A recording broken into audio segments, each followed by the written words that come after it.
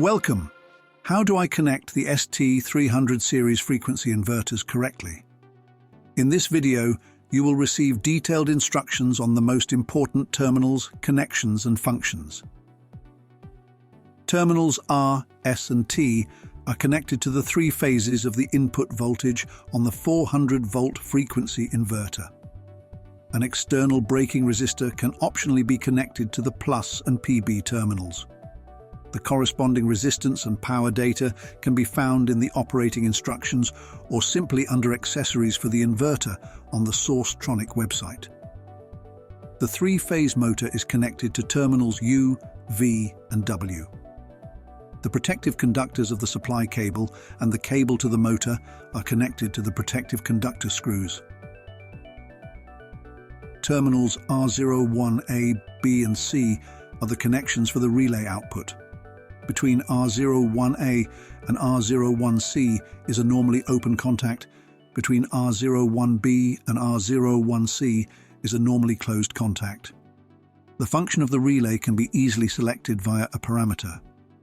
S1 to S4 and HDIA are the digital inputs. They can be assigned many functions via parameters. On delivery, the inputs are activated when they are connected to the GND terminal. If, for example, S1 is connected to GND and the terminals are configured as a control source, the inverter starts. AI1 and AI2 are the analog inputs and can be used, for example, for the frequency setting or as a feedback variable for the integrated PID controller. With AI1, it is possible to use 0 to 10 volts, 0 to 20 milliamperes, or 4 to 20 milliamperes, and with AI2, only 0 to 10 volts.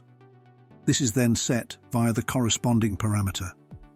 The plus 10 volt and GND terminals are used here as the power supply and reference potential. The A01 is the analog output via which, for example, the actual frequency or the motor current can be output. The reference potential is GND.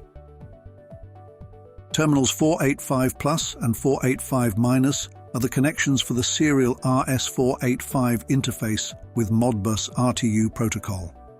The wires of the ST software bundle and the ST app bundle are also connected here.